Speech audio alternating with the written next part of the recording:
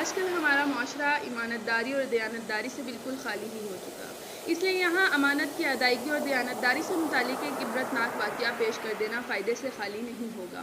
بخاری شریف کے اندر اس واقعے کو 7 مقامات میں ذکر کیا گیا ہے۔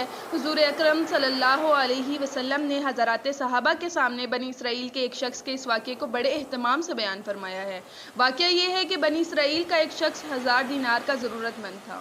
وہ سمندر پار کر کے دوسرے علاقے میں کسی صاحب حیثیت آدمی کے پاس پہنچا، اس سے جا کر 1000 دینار کا قرض مانگا۔ صاحب مال نے کہا کہ میں آپ کو پیسے دے تو سکتا ہوں، لیکن گواہ کون ہے؟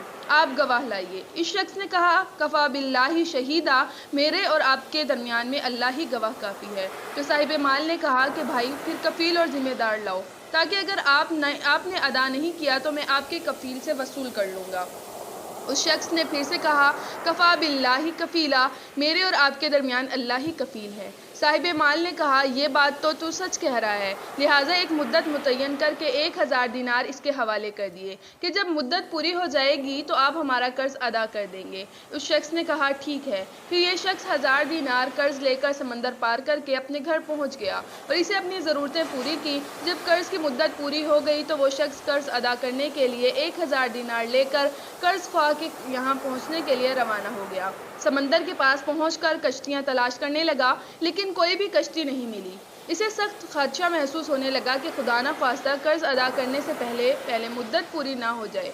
سمندر کے کنارے پر مارا پھرنے لگا، کسی طرح کوئی سواری نہیں ملی۔ آخرکار مجبور ہو کر ایک لکڑی میں سوراخ کیا اور اس سوراخ کے اندر 1000 دینار ایک پرچی رکھ دی۔ پرچی کے اندر اس نے لکھا، اے سمندر، میرا قرض ادا کرنے میں تو ہی حائل ہو رہا ہے، لہٰذا میں اپنا قرضہ تیرے حوالے کرتا ہوں، اب تو ہی ذمہ دار ہے۔ چنانچہ لکڑی کے سوراخ میں یہ پرچی اور 1000 دینار رکھ کر سوراخ بند کر دیے۔ اس کے بعد اس لکڑی کو اس سمندر میں یہ کہہ کر بہا دیا کہ لے اب تو ہی ذمہ دار ہے، اور اللہ سے دعا کی، اے اللہ، میرے قرضے کی ادائیگی کرنے میں یہی سمندر حائل ہے، میں تجھے گواہ بناتا ہوں اور تو ہی گواہ ہے، تو ہی کفیل ہے۔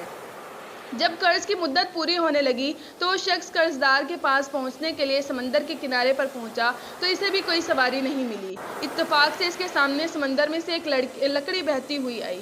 جب وہ لکڑی سمندر کے بالکل کنارے پر آ گئی تو اس نے ارادے سے اس لکڑی کو اٹھا لیا کہ گھر میں عورتیں کھانا پکانے میں ایندھن کے کام لے لیں گی۔